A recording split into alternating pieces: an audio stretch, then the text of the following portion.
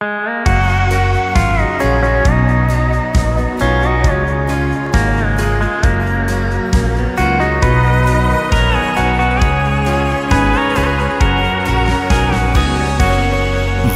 khô bi tua lúa ma xua băng hay xa a hình cung sim đây xiat sim riêng nối vạn mi bi sim sen lâu te ging lo min hạt dây lan Bethlehem mol a oi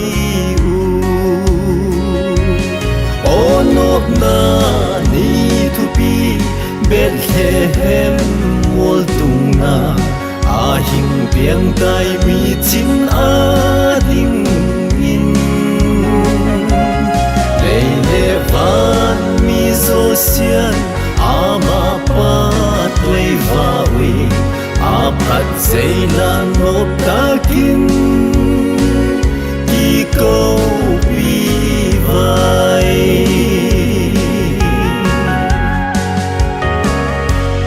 Crossa mi piltele belam pute lem namang hing piang phat in a o ka ha sui zelin hing tan pha khu ambang a vai na ma siat na vangin Onok na ni thupi Bethlehem mol tung na a hing piang tai mi chin a ding in leile van mi zo sian ama pa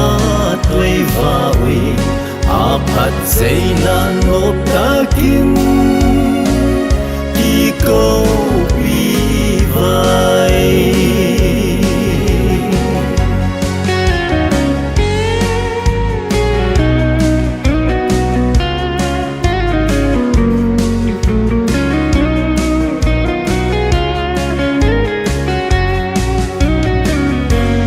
Kanan gam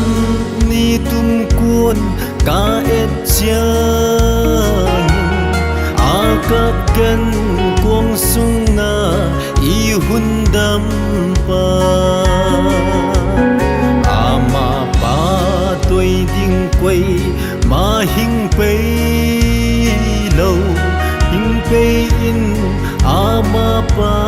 toi din kuon vai Onok na ni thupi Bethlehem mol tung na a hing piang tai mi chin a ding in leile van mi zo sian ama pa toi va wi a phat sei la ngop takin ki ko wi vai